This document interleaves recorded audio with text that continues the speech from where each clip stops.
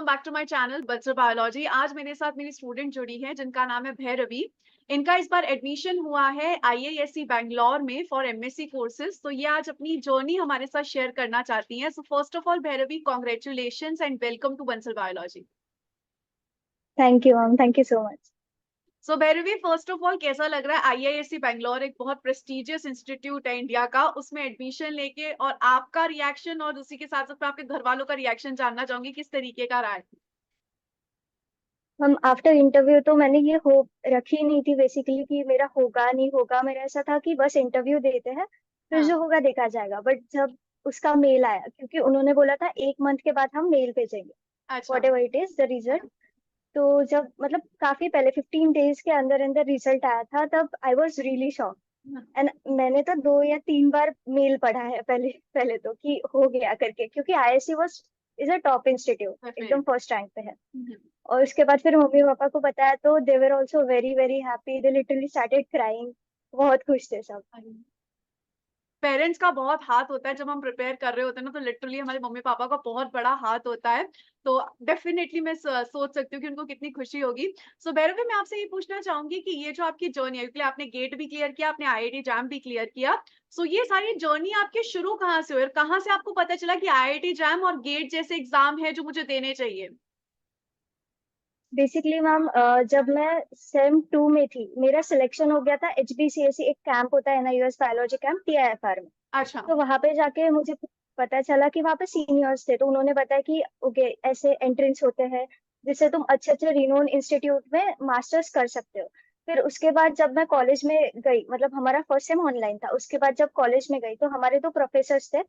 उन्होंने आईआईटी से ही मतलब पीएचडी वगैरह किया था, और पोस्ट डॉक उन्होंने बाहर से किया था, यूएस से। तो अच्छा। दे वेर सो कि नहीं तुम्हें करना है और तुम कर सकते हो, we know your capabilities and all. तो दे वर वेरी इंस्पायरिंग कि नहीं करो करके तुम। तो उनसे ये बहुत एग्जाम्स का वगैरह पता चला और कैसे प्रिपरेशन करना है। फिर मैंने आपके वीडियोस देखे यूट्यूब पे, फिर देन आपसे कनेक्ट होके फिर प्रिपरेशन स्टार्ट की। तो स्पेसिफिकली सर्च किया था कुछ यूट्यूब पे जहां से पता चला बंसल बायोलॉजी के बारे में? कुछ सर्च किया था, कोई टॉपिक या आईआईटी जैम क्या है, क्या सर्च किया था आपने भैरवी? मैम पहले मतलब मुझे ऐसा था कि सेमेस्टर्स के पहले जो डाउट्स रहते थे, तो हम्म। वो यूट्यूब पे डालने के बाद आपके वीडियोस आते थे आपके चैनल से। और फिर मैंने इंटरव्यूज भी देखे थे जो आप लेते थे हाँ जी, हाँ जी। बच्चों के। तो फिर वहां से पता चला कि आपसे ही प्रिपरेशन करवाना ये तो फिक्स था। तो अच्छा। वहां से मैंने स्टार्ट किया था। अच्छा, तो ये वो वाली बात होती है ना कि अभी तक हम किसी के इंटरव्यूज देख रहे थे, आज हम खुद दे रहे हैं। तो आज हम वो उतनी हमने मेहनत की है 1 डेढ़ साल में कि अब हम वहां पर पहुंच चुके हैं, आईएएससी जैसे इंस्टीट्यूट पे पहुंच चुके हैं। सो भैरवी, मैं आपसे ये भी पूछना चाहूंगी कि आप कहाँ से बिलोंग करते हो ना, आपने कहाँ से अपनी बीएससी करी है? मैम बेसिकली मैं बिलोंग करती हूँ वर्धा से, एक महाराष्ट्र में सिटी है छोटी सी। बट अच्छा। मैंने मेरी बीएससी बायोटेक्नोलॉजी में की थी, मैं नागपुर से, अच्छा, नागपुर से आपने हिस्लॉप किया। कॉलेज। Okay okay. और आपने अपनी तैयारी की शुरुआत कब की थी आईआईटी जैम और गेट की? मैम थर्ड सेमेस्टर के एंडिंग एंडिंग में स्टार्ट कर दी थी मैंने, क्योंकि ऐसा था कि कॉलेज काफी स्ट्रिक्ट था, अटेंडेंस काफी कंपलसरी थी। तो मेरा ऐसा था कि जितनी जल्दी हो सकते हैं कर लेते हैं स्टार्ट। क्योंकि हम्म। उसके बाद सेमिस्टर्स आएंगे, सेमिस्टर्स में टाइम जाएगा, प्रैक्टिकल्स वगैरह होते हैं, रिकॉर्ड राइटिंग होता है, तो इसमें बहुत टाइम जाएगा। तो मुझे लगता है नवंबर दिसंबर में करीब करीब 2022 से मैंने स्टार्ट कर लिया था। सो भैरवी, आप जो है बंसल बायोलॉजी के कंप्लीट कोर्स के साथ जुड़े हुए थे। सो मैं आपसे ये भी पूछना चाहूंगी आपका एक रिव्यू कि हमारा कोर्स आपको किस तरीके से हेल्प किया, मैंने आपको किस तरीके से हेल्प किया आपके सिलेक्शन में, आप उसके बारे में थोड़ा सा गाइडेंस जो अपकमिंग स्टूडेंट्स हैं उनको देना चाहेंगे?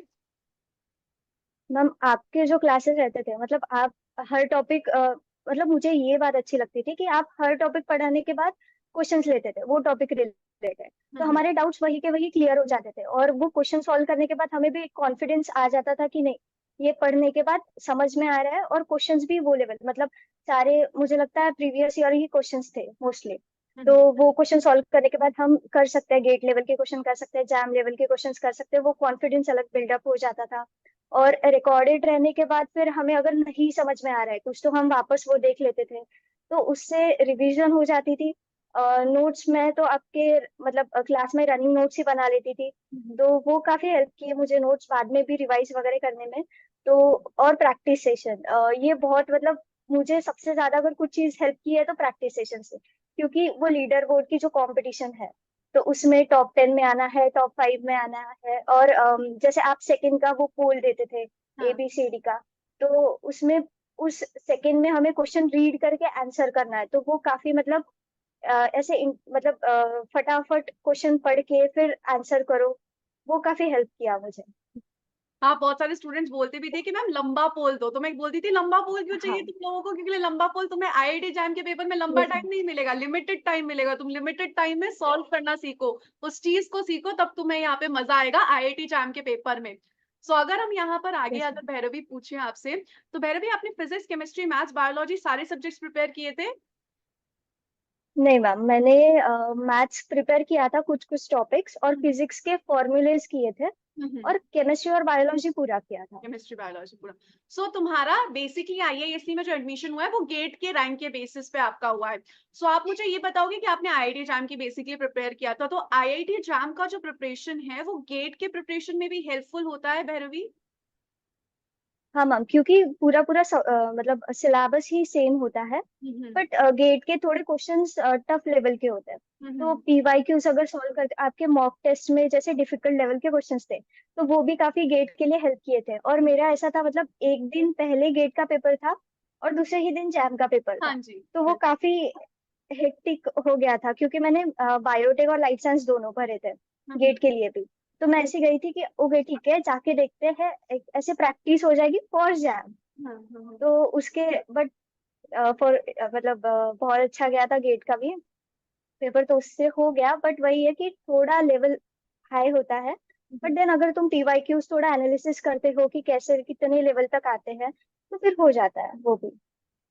इसलिए मैं हर स्टूडेंट को कहती भी हूँ, मुझे बहुत सारे स्टूडेंट्स ये बोलते हैं, तुमने क्लास में भी सुना होगा कि मैम आईआईटी एग्जाम देंगे गेट नहीं दे के आएंगे, क्योंकि ये साथ साथ में ही है। मैं हमेशा कहती हूँ यू नेवर नो आपकी डेस्टिनी आपको कहाँ लेकर जाएगी, पता इसलिए चला आपको गेट से आईएएससी मिलेगा। ऐसा हर साल मेरे स्टूडेंट के इसलिए साथ होता है, और आपके साथ भी इस बार ये हुआ कि गेट से आईएएससी मिल जाता है। तो इसलिए गेट का एग्जाम बहुत देना ही चाहिए। और उसी के साथ साथ ये एक बहुत अच्छी चीज लगी मुझे कि आईआईटी एग्जाम की जो टेस्ट सीरीज थी वो आपको गेट में हेल्प करी। सो वो भी आपको दोनों ही यस मैम। चीजों में हेल्प करी, तो वो भी बहुत अच्छी बात थी। सो भैरवी, आपने बायोलॉजी पूरी पढ़ी थी? हाँ मैम, आपसे मतलब पूरा पूरा मतलब कुछ भी नहीं, क्योंकि वही था कि एक तो स्ट्रांग बनाना था बायो, क्योंकि बहुत वेटेज रखता था। तो मेरा ऐसा था कि अगर मैं फिजिक्स नहीं कर रही हूँ तो मैं बायो और केम पूरा पूरा करके जाऊंगी। डेफिनेटली। सो भैरवी, मुझे आपसे ये पूछना था कि जब आप प्रिपेयर कर रहे थे तो आप सिर्फ नोट्स ही देख रहे थे, या उसी के साथ साथ आपने कोई स्टैंडर्ड बुक भी रेफर करी थी, या कोई और स्टडी मटेरियल रेफर किया था, ऐसा कुछ किया था, या सिर्फ जो नोट्स थे उसी पे डिपेंडेंट थे? हम स्टार्टिंग स्टार्टिंग में सेमेस्टर्स के लिए हमने रेफरेंस बुक रेफर की थी, हम्म। बट फिर मुझे ऐसे लगा कि काफी टाइम टेकिंग है ये चीजें। और इससे अच्छा मतलब मैंने बहुत सुना था सीनियर्स से भी जो आपसे पढ़ के गए, तो कि आपके नोट्स काफी और हेल्प मुझे लगे भी, मतलब बहुत सारे एग्जाम में जो क्वेश्चंस आते हैं, हम्म। इवन इंटरव्यू में भी काफी हेल्प किए। मतलब मैंने रेफरेंस बुक तो इतने नहीं पढ़े थे, हम्म। आपके नोट्स से ही पढ़ के गई थी, और इंटरव्यू में भी मुझे बहुत हेल्प किया आपके ही नोट्स। ओह, दैट्स तो ग्रेट। मैंने तो नहीं किया था रेफरेंस बुक। सो आपने मुझे बताया कि आप जो नोट्स अपने बनाते थे वो क्लास के दौरान ही बना लेते थे, तो आपसे क्लास में ही बन जाते थे आपके नोट्स, वो प्रॉपर बन गए आपके सारे नोट्स ऐसे क्लास में ही? हाँ मैम, कुछ कुछ छूट जाते जाते थे तो बाद में आप PDF देते हो, हाँ। तो उससे फिर कंप्लीट कर लेते थे। बट अगर जो छोटे छोटे नोट्स है, इंपॉर्टेंट पॉइंट है, तो मैं तब के तब वही के वही नोट करके रख देती थी, अच्छा। तो वो हो जाता था। और इसके अलावा रिवीजन स्ट्रैटेजी क्या रहती थी भैरवी आपकी? क्योंकि नोट्स बना लिए, क्लास बना ली, वो एक चीज है, ठीक है, तुमने क्लास के साथ हमारे साथ कर ली, मोटिवेशन में वो हो जाती है। रिवीजन करने हाँ में जो जान निकलती है ना, वो एक अलग लेवल की होती है, क्योंकि लिए आपको अब खुद एक ही चीज को बार बार पढ़ना है। तो वो चीज हाँ आपने किस तरीके से करते थे आप? मैम, मतलब बायोलॉजी का तो सिलेबस बहुत वास्ट है, और इवन नोट्स भी काफी काफी बनते थे, बहुत सारे बनते थे। तो मैं क्या करती थी, मैं जब रिवाइज कर रही हूँ, अभी सेकेंड टाइम रिवीजन कर रही हूँ, तो मैं रिकॉर्डर ऑन कर देती थी, ताकि मेरा ही वॉइस वहां पे रिकॉर्ड हो जाए।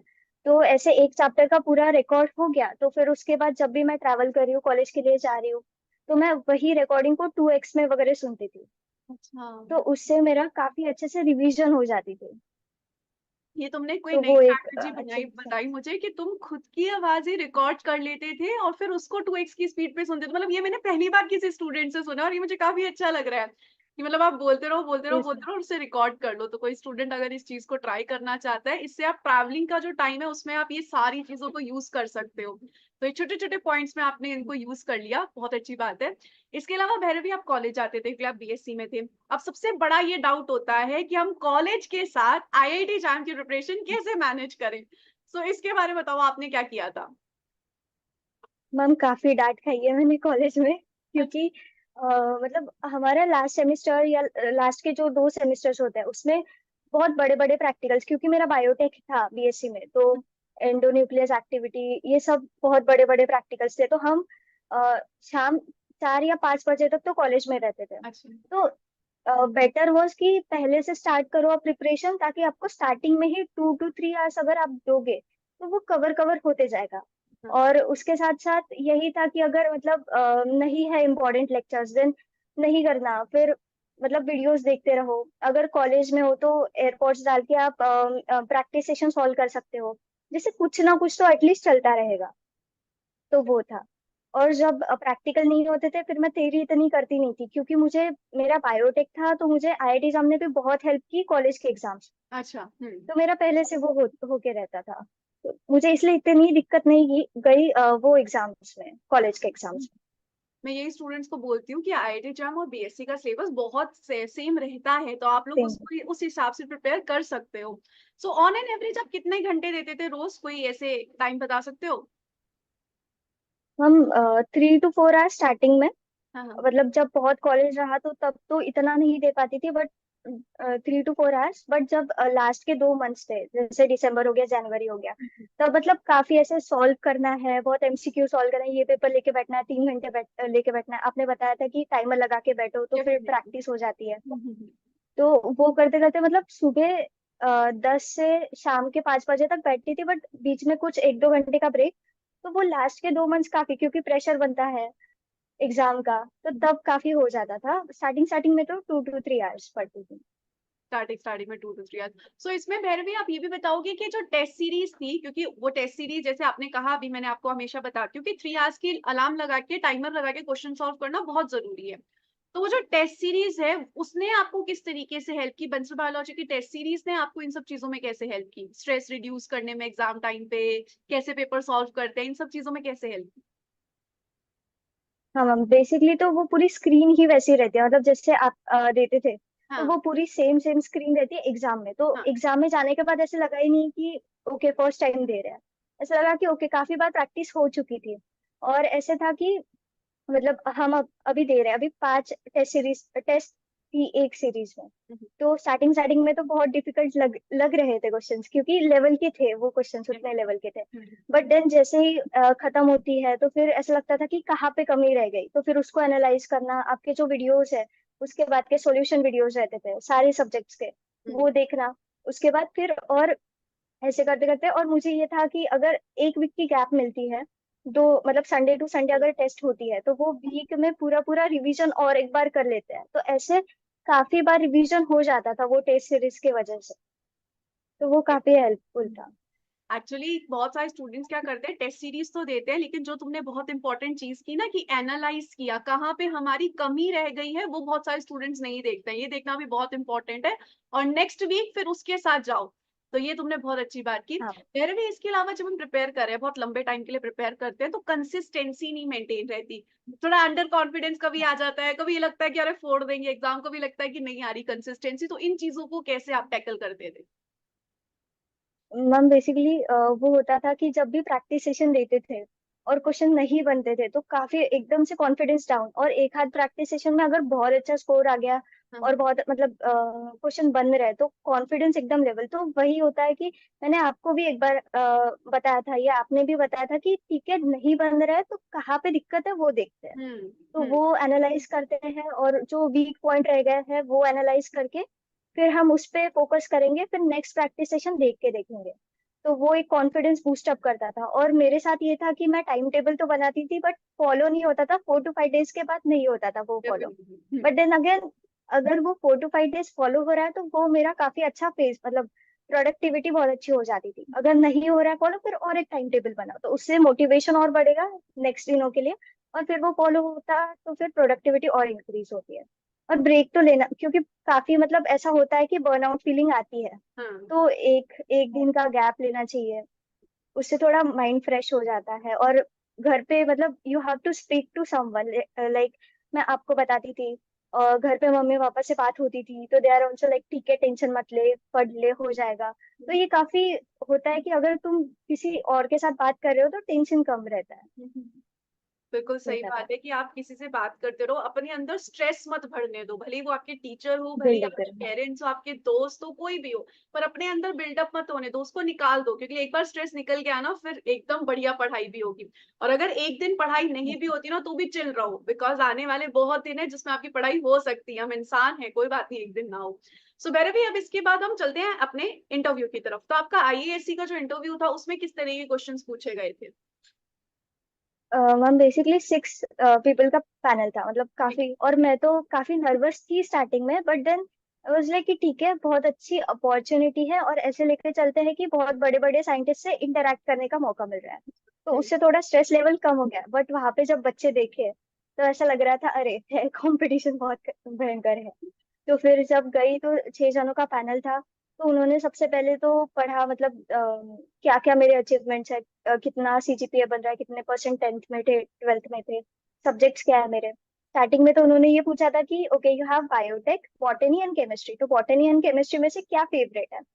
मेरा फेवरेट वैसे केमिस्ट्री है, बट अगर मैं केमिस्ट्री बोलती तो उन्होंने फिर मतलब केमिस्ट्री से बहुत डीप क्वेश्चंस पूछे रहते, तो फिर मैंने बोला कि दोनों मैं इक्वली करती हूँ करके। अच्छा। फिर उन्होंने फिर बायोटेक पे ज्यादा फोकस किया, और मेरे साथ ये हुआ था कि मुझे नहीं पूछा गया कि तुम्हारा फेवरेट सब्जेक्ट क्या है। अच्छा। तो हाँ, हाँ। हाँ। और मैम हमने जब देखा तो बहुत जनों का ऐसा हुआ था कि उनको अगर पूछे फेवरेट सब्जेक्ट तो वो छोड़ के बाकी सबका भी नॉलेज बहुत चेक कर रहे थे वो लोग। तो फिर उन्होंने फिर स्टार्ट किया था साइक्लिक एएमपी से, अच्छा। कैंप से। तो हाँ, फिर दे आर लाइक कि कहाँ पे यूज है। तो फिर आई वाज लाइक कि ठीक है, this is a cyclic form of ATP. तो ये एडिनिलेट साइक्लेस क्रिएट करता है। तो उन्होंने पूछा कि कहाँ पे यूज होता है, कहाँ पे तुमने पढ़ा है। फिर मैंने जीपीसीआर पीके पाथवे बताया। तो फिर उन्होंने उसका भी काफी डिटेल डिटेल पूछा, तो एंड तक I was able to answer everything. But last में उन्होंने काफी, मतलब वो क्या मॉडिफिकेशन करता है न्यूक्लियस में जाके, फॉस्फोराइलेशन करता है तो कैसे करता है, कौन से अमाइनो एसिड। तो वो इतना ग्रिल कर रहे थे एंड तक, जहां तक तुमको नहीं आता है वहां तक वो क्वेश्चंस पूछेंगे, लाइक वो लेवल देख रहे थे कि तुमको कहाँ तक आता है। हाँ, हाँ, हाँ। फिर उसके बाद फिर हाँ, और they are not even giving up कि नहीं आता है तो ऐसा नहीं चलेगा, तुमको सोचना पड़ेगा। तो अच्छा। मैंने ये चीज ऑब्जर्व की थी इंटरव्यू में कि अगर तुम बोलो कि नहीं आता है तो दे कांट हेल्प यू। अगर तुम उस पर थिंक करो तो they can give you hints. तो अच्छा। मैंने तो मतलब मैंने काफी सोचा और उन्होंने हिंट दी, तो इसके वजह से मुझे काफी क्वेश्चंस आ भी गए थे इंटरव्यू में। और वैभवी दीदी थी जो आपके ऐप पे, उन्होंने एक सेशन दिया था।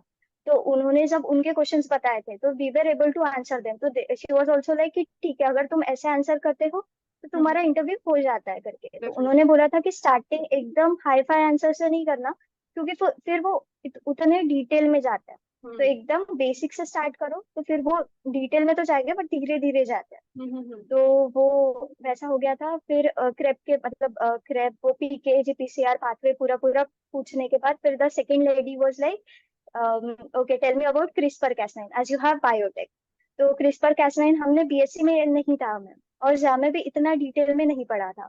तो मैंने उनको बताया कि जो भी कुछ होता है, बट फिर उन्होंने भी काफी डिटेल डिटेल में लेके गए कि उसका मोड ऑफ एक्शन क्या होता है, वो कैसे पहचानते हैं। तो वो नहीं आया फिर मुझे, फिर काफी टेक्निकल क्वेश्चन उन्होंने पूछे। तो उनके जो बाजू के प्रोफेसर थे उन्होंने बोला कि नहीं, उनको क्रिस्पर कैस9 इतने डिटेल में नहीं है बैचलर्स में। तो फिर उन्होंने जीएफपी क्या होता है, फिर उसको कैसे डिटेक्ट करते हो तुम, फिर फ्लोरोसेंस माइक्रोस्कोपी क्या है, ये पूरे पूरे टेक्निक्स में से क्वेश्चंस पूछे उन्होंने। अच्छा। फिर जो दूसरे सर थे उन्होंने मुझे तुम्हारा बॉटनी है करके उन्होंने मुझे पूरा एक्सपेरिमेंटल सेटअप दिया था फॉर हार्मोन ऑक्सिन। तो एकदम अच्छा। हाई प्रोपोर्शन में दिया। तो रूट का डेवलपमेंट स्टॉप हो जाता है, बट अगर मीडियम प्रोपोर्शन में दिया तो रूट का डेवलपमेंट प्रॉपर होता है। तो उन्होंने दो, एक म्यूटेंट प्लांट दिया था, एक वाइल्ड प्लांट दिया था।